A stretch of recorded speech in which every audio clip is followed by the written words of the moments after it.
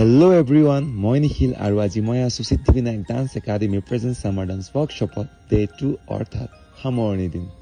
আৰু পুৱাই উঠি আমি পূজা দি অলপ ব্ৰেকফাষ্ট কৰি ললো আৰু মই আজি আপোনালোকক দেখুৱাম এই দুদিনীয়া ৱৰ্কশ্বপৰ মাজত ছাত্ৰ ছাত্ৰীবোৰক মই কি শিকালো আৰু কি কোৰিওগ্ৰাফি কৰালো